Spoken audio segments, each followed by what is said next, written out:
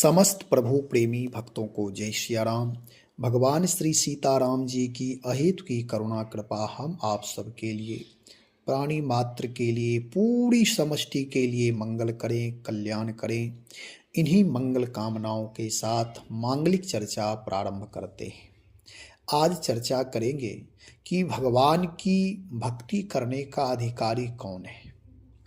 बहुत सारे लोग यह पक्ष रखते हैं कि भगवान की भक्ति सब कोई नहीं कर सकता है। भगवत भक्ति के लिए वैष्णव होना अनिवार्य है। बहुत सारे लोग इस पर वाद विवाद भी है, शास्त्रों का प्रमाण भी लोग देते हैं। दोहावली रामायण से गोस्वामी श्री तुलसीदास जी महाराज के द्वारा जो कहा गया है उस पर विचार किया जाएगा। वीडियो बहुत ही महत्वपूर्ण है और जीवन में जो शंकाएं हैं, जो वाद विवाद है, उन सारे वाद विवादों को समाप्त करने के लिए, मन को द्वंद्व से मुक्त करने के लिए, राग द्वेष से मुक्त करने के लिए दोहा बहुत ही महत्वपूर्ण है। इसलिए महत लोग, भक्त लोग, जो ज्ञानी लोग हैं, जो समझदार विवेकी लोग हैं, उनके लिए बड़ा उपयोगी है यह दोहा कि हम आप कहते हैं भगवान की भक्ति कौन करे कौन ना करे। मूल बात यह है कि चाहे कोई भी हो, उसका आहार खराब हो, व्यवहार खराब हो, विचार खराब हो, मन खराब हो, कायर हो, कठोर हो, क्रूर हो, कुछ भी हो, यदि भगवान उसे अपना लेते हैं तो वह बहुत ही प्रिय हो जाएगा। ऐसा परम सत्य है। गोस्वामी श्री तुलसीदास जी महाराज कहते हैं, जगत गुरु रामानंदाचार्य भगवान ने हमारे समाज में, हमारे देश में विषम परिस्थिति देखा कि यहाँ आपस में लोग टूटे हुए हैं, बिखरे हुए हैं, कोई एक दूसरे का सम्मान नहीं करते, वर्ण व्यवस्था के नाम पर एक दूसरे का शोषण होता है। उन्होंने उद्घोष किया कि जाति पात पूछे नहीं कोई, हरि को भजे सो हरि का होई। भगवान की भक्ति जो करे वही, जो ब्रह्म की उपासना करे, जो ब्रह्म तत्व का चिंतन करे, वही सर्वश्रेष्ठ भक्त कहलाता है।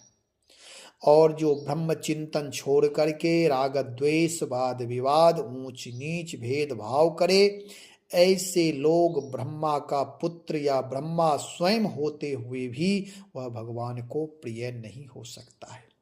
चलिए, बहुत सारी बातें हैं, लेकिन गोस्वामी श्री तुलसीदास जी महाराज दोहावली में जो दोहा कह रहे हैं उस पर चर्चा करते हैं। पूरा सुनिएगा, बहुत ही सार बात कह रहे हैं, सारांश इसका भी समझेंगे।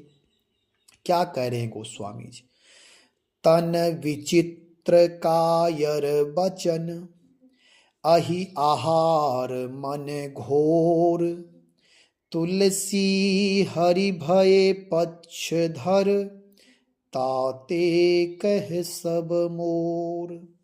गोस्वामी श्री तुलसीदास जी महाराज कहते हैं, मोर का रंग बिरंगा विचित्र शरीर है, कायर की सी उसकी बोली है, सांप उसका भोजन है और कठोर मन है।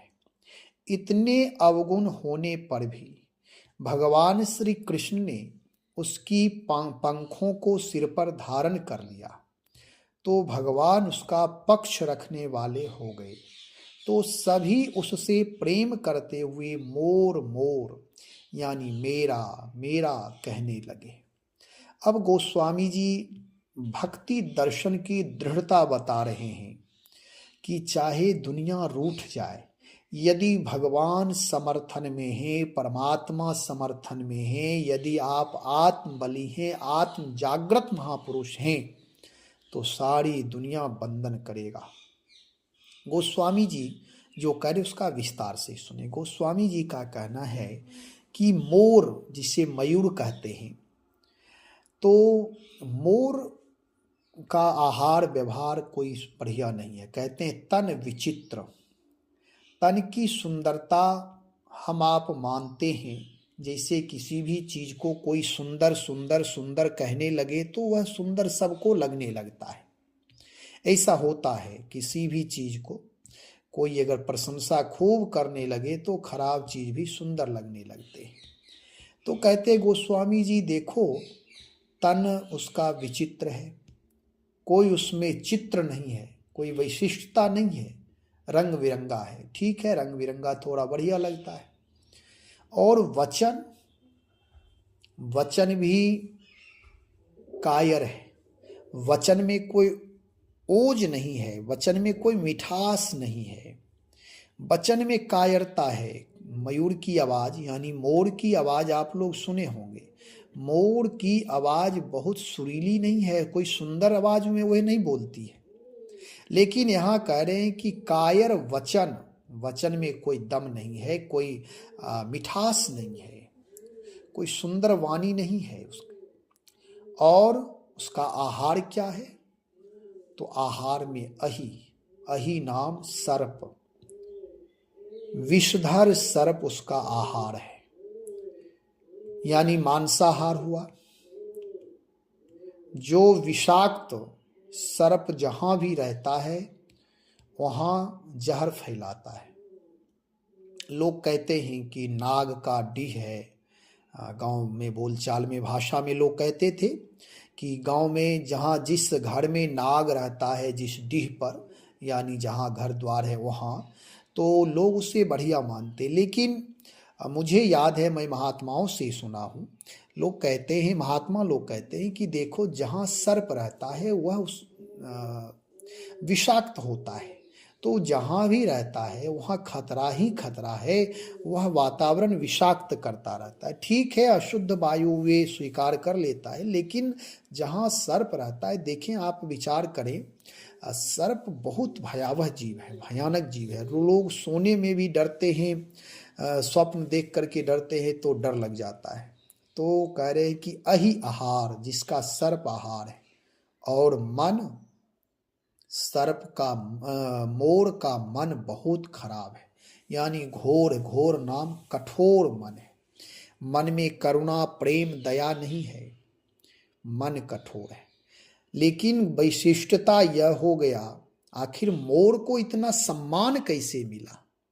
कहते हैं तुलसी हरि भय पक्षधर, भगवान उसके पंख को अपने सिर पर धारण कर लिए। भगवान बड़े हैं, परमात्मा हैं, भगवान श्री कृष्ण मोर का पंख धारण कर लिए। इतने दोष अवगुण होते हुए भी परम पिता परमात्मा उसे स्वीकार कर लिए। ताते कह सब मोर, मोर का नाम मोर क्यों है?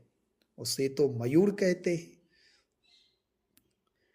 तो फिर कहते हैं कि भगवान धारण कर लिए उसके पक्ष को, यानी भगवान उसके पक्षधर हो गए, सपोर्टर हो गए। दूसरा भाव कि भगवान उसके पंख को धारण कर लिए, इसलिए वह बड़ा हो गया, महत्वपूर्ण हो गया। महत्वपूर्ण लोग उसका सम्मान करने लगे और इसलिए सब कोई कहते मोर मोर, यानी जैसे बोलचाल में होता है ना, यह मेरा है, मेरा है, कहते हैं मेरा बेटा, मोर बेटा, मोर घर, मोर परिवार, मोर मतलब मेरा मेरा, सब लोग कहने लगते। तो ऐसे ही उस मोर को, जबकि मोर अपनी तरफ से किसी से ना कोई मैत्री करता, ना प्रेम करता, ना परोपकार करता, कुछ नहीं करता है, लेकिन भगवान उसके समर्थक पक्षधर हो गए, तो कहते हैं सब दुनिया सारी उसे मोर मोर, यानी मेरा मेरा मेरा अपना कहने लगे सब लोग। अब इसमें गोस्वामी जी दर्शन करा रहे हैं वैशिष्टता कि देखो, भगवान जिसे अपना ले, अथवा जो कोई भी भगवान की भक्ति में तल्लीन हो जाए, चाहे वह कैसा भी पतित हो, तन विचित्र। जैसे हम लोगों का साधु शाही में वेश धारण होता है, गृहस्थ का वेश, साधु का वेश, पुलिस की वर्दी, विद्यार्थी का ड्रेस, सबका अलग अलग जगहों के लिए वेश है। तो हम लोगों में साधु का वेश है कि हम लोग भगवान की भक्ति करते हैं, विरक्त हैं, इसलिए इस तरह के वेश में रहना चाहिए, एक कोड है ये, ठीक है। लेकिन मोर का तो कोई एक वस्त्र भी नहीं है। उसके वस्त्र तो पंख भी जो हैं वे पंख भी ऐसे हैं कि विचित्र गोस्वामी जी करे, कोई एक चित्र अंकित नहीं है, कोई सुंदरता वैशिष्टता नहीं है, तन विचित्र। और जानते हैं वह पंख यदि भीग जाता है बारिश में तो मोर के लिए बहुत परेशानी होती है। मोर उड़ नहीं सकता है, उसके लिए वह खतरा हो जाता है। फिर उसकी मृत्यु तक यदि कहीं कुत्ता बिल्ली झपट्टा मार दे तो वह भाग नहीं पाता है। यहाँ कह रहे हैं कि तन विचित्र, पंख बड़े बड़े होते हैं, उड़ तो जाता है, पेड़ उड़ पर उड़ जाता है, लेकिन जब बारिश हो जाती है और बारिश होने पर जब उसका पंख गीला हो जाता है तो फिर उसके पास कोई उपाय ही नहीं बचता है कि अब हम भाग पाए, उड़ ही नहीं पाता है, पंख को फैला नहीं पाता है। धीरे धीरे जब धूप वूप लगे तब जाकर के फिर उसमें कुछ शक्ति आती है। तो यहाँ गोस्वामी जी कह रहे हैं कि देखो भगवान पक्षधर हो गए, अथवा हम आप सब जो भी ये वीडियो सुन रहे हैं उनके लिए कि कोई किसी से भेद द्वेष ना करे। देखिए सबके अंदर गुण अवगुण होता है, गुण अवगुण सबके अंदर है। जो भक्ति मार्गी होते हैं वे गुणग्राही होते हैं, सबसे कुछ न कुछ सीखते हैं। जिज्ञासु लोग जो होते हैं जहाँ कहीं और एक बात मैं उससे पैसे पहले बता दूं कि भगवान की सृष्टि में जड़ चेतन दोनों परमात्मा की सृष्टि है, और जड़ चेतन में कोई भी चीजें व्यर्थ नहीं है। मनुष्य हो, किसी भी जीव, सूक्ष्म से सूक्ष्म जीव हो, प्राणी हो, जंतु हो, चाहे जड़ वस्तु हो, कोई भी परमात्मा की सृष्टि में परमात्मा व्यर्थ निर्माण नहीं किया है। जैसे कुंभकार कोई भी पात्र निर्माण करता है तो उसका कुछ न कुछ उपयोग हो ही जाता है। हम आप जब कोई कार्य करते हैं तो तभी कार्य करते हैं जब उसकी उपयोगिता है, जब उसमें सार्थकता है। और वे परम पिता हैं, उनकी सृष्टि में हाँ ऐसा है कि किसी में गुण है, किसी में अवगुण है, किसी में किसी गुण की वैशिष्टता है तो किसी में किसी गुण की वैशिष्टता है। आप देखें, इस पर मैं एक उदाहरण समझाऊं आपको कि एक बार एक प्रोफेसर साहब, पूर्ण शिक्षित थे, प्रोफेसर थे, पीएचडी होल्डर थे वे, और बड़े प्रवीण थे, बहुत संस्कारी थे। तो शिक्षा पर वह चर्चा करते हुए जा रहे थे, नाव पार कर रहे थे, इस नदी पार कर रहे थे नाव से। जब चर्चा शुरू हो गई और लोग चर्चा कर रहे थे और लोग बैठे हुए थे उस नाव में, तो केवट नाव चला रहा था। उससे प्रोफेसर साहब पूछते हैं कि भाई तुम कुछ पढ़े लिखे हो कि नहीं, केवल नाव चलाते हो? केवट कहा, श्रीमान मैं तो पढ़ा लिखा हूँ नहीं, मैं अशिक्षित हूँ और मेरा कोई ना व्यवहार उत्तम है ना विचार है, क्योंकि मैं शिक्षा ही नहीं लिया। शिक्षा ही संस्कार देता है और मेरा तो बस यही जीविका है, इसी से कुछ मिल जाता है तो मैं इसी से परिवार चलाता हूँ।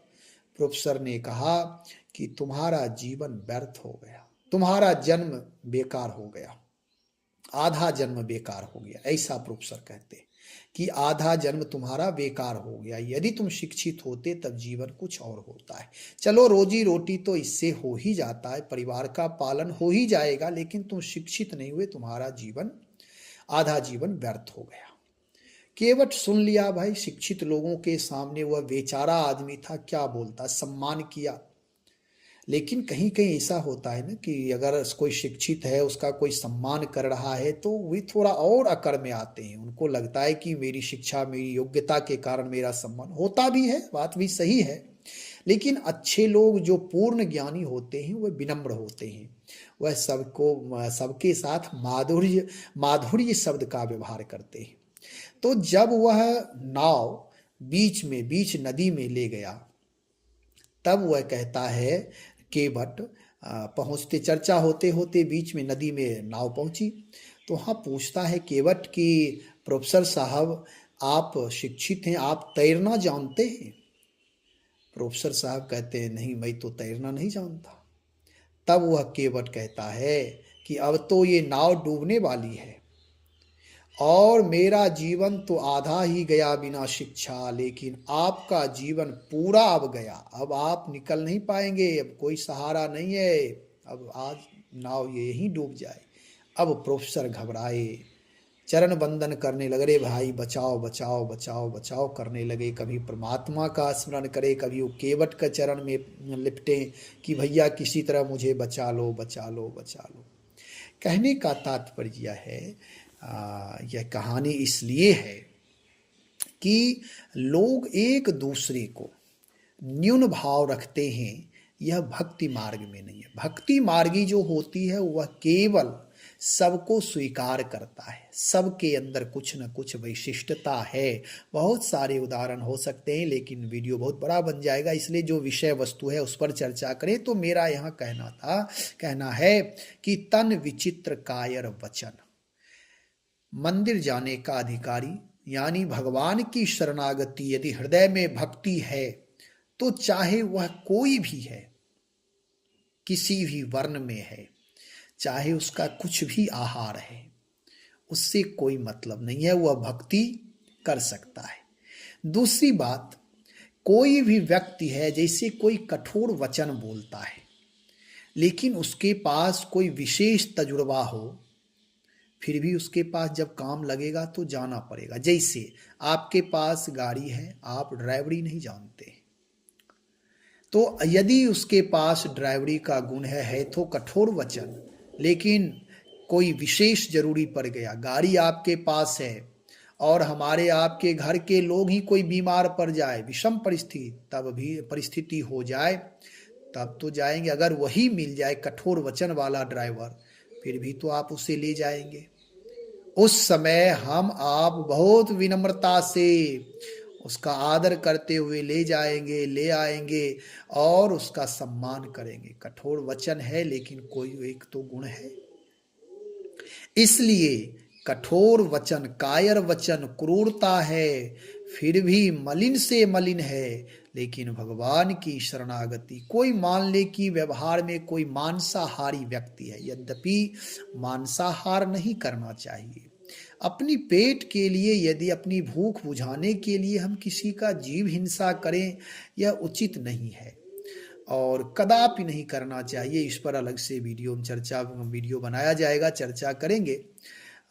तो यहाँ कह रहे अहि आहार, इसका आहार है अहि, अहि नाम सर्प, यानी जीव जंतु को मारकर खाता है।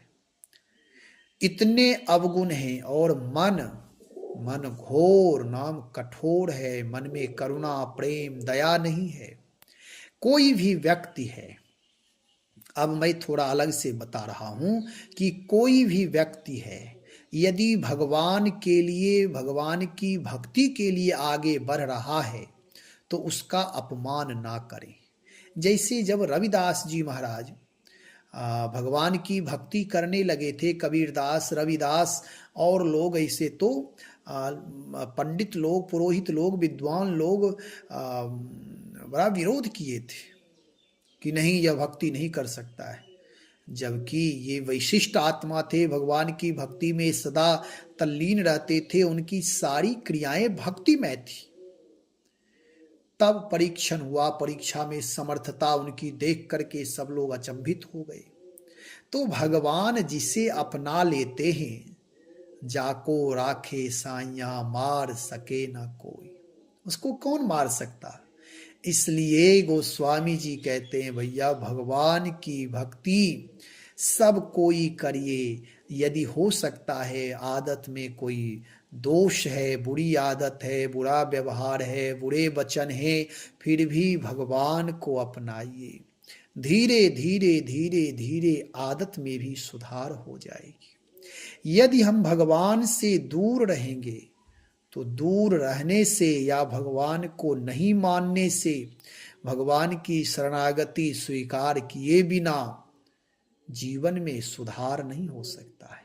और मेरा आपका जन्म, ये जो जन्म है, परमात्मा इसलिए इस धराधाम पर भेजते हैं कि जैसे परमात्मा इस धराधाम पर नारायण नर रूप बन करके आते हैं और वैशिष्ट कार्य करके धर्म की स्थापना करके लोक यश कीर्ति धर्म आदि सारे परोपकार आदि करके जाते हैं, ऐसे ही हम आप सबको परम पिता परमात्मा कबहुक करुणा कर नर देही कृपा करके वह शरीर देते हैं। और शरीर धारण करके यदि हम धर्म की स्थापना, सत्य की स्थापना, पवित्रता की स्थापना नहीं करते, भक्ति की स्थापना नहीं करते, तो नर बन करके नारायण बनने आए थे। नारायण भी जब शरीर धारण करता, हम आप सब भी नारायण के अंश हैं, यहाँ नर बना करके भेजे सेवा करने के लिए। लेकिन अहंकार के कारण, अपने दुष्कर्म के कारण, दुष्कर्म में ही बुद्धि दूषित कर लिए, मन दूषित हो गया, वैचारिक दूषण हो गए और बहुत सारे दुर्गुण इकट्ठा कर लेते हैं। उत्तम जीवन, सफल जीवन को हम असफल कर लेते हैं। इसलिए विचारणीय यह है कि व्यवहार में रहते, परिवार में रहते, संसार में रहते हैं तो कहीं ना कहीं कुछ ना कुछ दोष तो बनते हैं। लेकिन यहाँ कह रहे हैं भैया कुछ भी हो, भगवान का जो हो गया वही विरले लोग हैं, वही जयी विजयी लोग हैं। धन वैभव संपत्ति होने पर लोग एक दूसरे का सम्मान करते हैं, चाहे लाख उसमें दुर्गुण हो, चरित्रहीन हो, विचारहीन हो, अपराधी हो। आजकल का समय तो इतना खराब हो गया है कि आजकल लोग ऐसे दुष्चरित्रों का ही सम्मान करने लगे हैं और भक्तों का अपमान कर रहे हैं। यहाँ कह रहे हैं कि यदि कोई भक्ति मार्ग स्वीकार कर लिया है, चाहे लाख उसमें दुर्गुण है, वास्तव में भगवान यदि उसे अपना लिए हैं तो वह सर्वश्रेष्ठ है। सब कोई उसे अपना कहेंगे। सब कोई का मतलब, जैसे शिकारी है, शिकारी जो मोर को मारता है वह शिकार करता है, वह उसके लिए जीवन का घातक है, वह मेरा मेरा नहीं कहता है।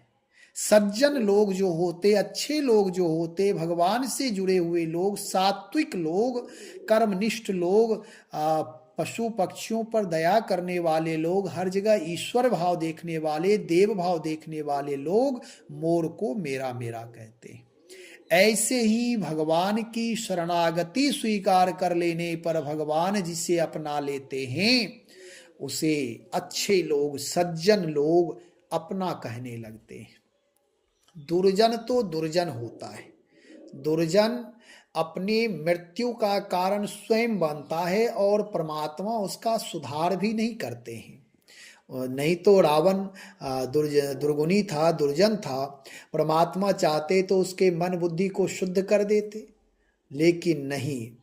दुर्गुणी व्यक्ति जो है वह अपने संस्कार को भोगता है, अहंकार को भोगता है और अंतिम में दुष्परिणाम होता है, बार बार जन्मता मरता है और सब दिन पाप में रत रहता है। परिणाम यह होता है कि उसके सामने सारे मारे जाते हैं, स्वयं मरता है, जब तक रहता दूसरों को परेशान करता है। इसलिए अच्छे लोग जब प्रशंसा करें, भगवान जिसे अपना लेते हैं तो यशस्वी लोग, महान लोग भी उसकी प्रशंसा करते हैं। भगवान उसे अपना लिए हैं जो भगवान परम तत्व हैं, परम पिता हैं। रविदास, कबीरदास, धन्ना जाट, जितने भी जो भक्त हो गए उसे दुनिया आज भी पूजा कर रही है। इसलिए भगवान की भक्ति में निष्ठा हो, तत्परता हो, अनन्यता हो। कुछ भी लाख दुर्गुण आपके जीवन में है, लेकिन फिर भी परम सत्ता परमात्मा को स्वीकार कर लीजिए। धीरे धीरे धीरे धीरे आपके दोष समाप्त होने लगेंगे।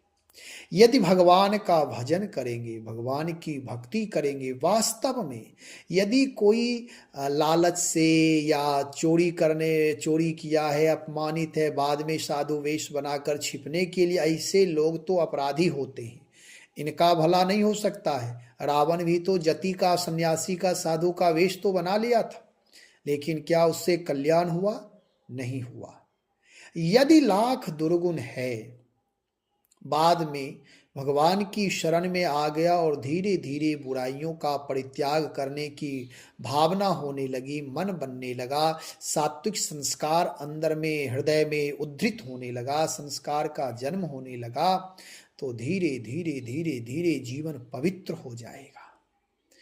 जैसे अग्नि में स्वर्ण डालने से उसके सारे मैल समाप्त हो जाते, वह कुंदन हो जाता है, ऐसे ही भगवान की शरण में आने पर भगवान की उपासना, सेवा, पूजा, चरणामृत लेते लेते लेते लेते धीरे धीरे दूषित संस्कार सारे नष्ट हो जाते हैं। फिर वह परम पवित्र होकर के लोक पूजित हो जाता है। क्योंकि बहुत सारे ऐसे लोग हुए हैं। इसका उदाहरण है वाल्मीकि नारद घट जोनी, निज निज कहें निज निज मुख कहीं निज होनी। तो यहाँ ये है ना, काक होई पिक बकौ मराला, कौवा कोयल हो जाता है, और बक, बक नाम बगुला, बगुला हंस हो जाता है। यानी जो काक है, क्रां क्रां करता है, जिसके अंदर क्रूरता है, लेकिन वह भगवान की शरणागति, भगवान का सत्संग, संतों का संग यदि कर लेता है तो उसके जीवन में भी बदलाव आ जाता है, उसके जीवन में भी मिठास हो जाता है। और बगुला जो दंभी है, पापी है, बहुत दंभ करता है, छली है, यदि वे भी भगवान की शरणागति में, कोई भी व्यक्ति दंभी हो, पाखंडी हो, दूषित विचार वाला हो, लेकिन वास्तव में भगवान को स्वीकार कर ले, भगवान की शरण में आ जाए, तो उसके जीवन में हंस वाला गुण आ जाएगा, यानी हंस की तरह वह भी पवित्र हो जाएगा।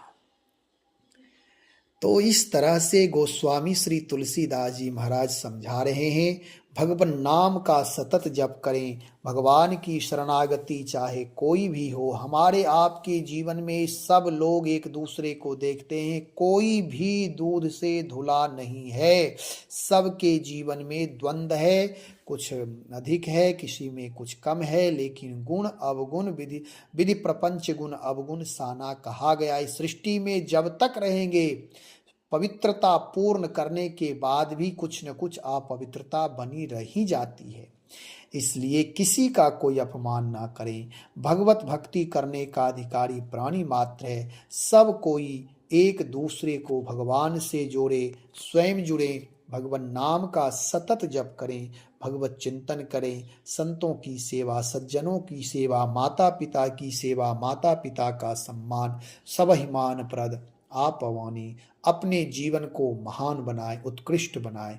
इसलिए भगवान की भक्ति परम आवश्यक है, भगवान की शरणागति परम आवश्यक है। श्री राम जय जय राम, श्री राम जय जय राम।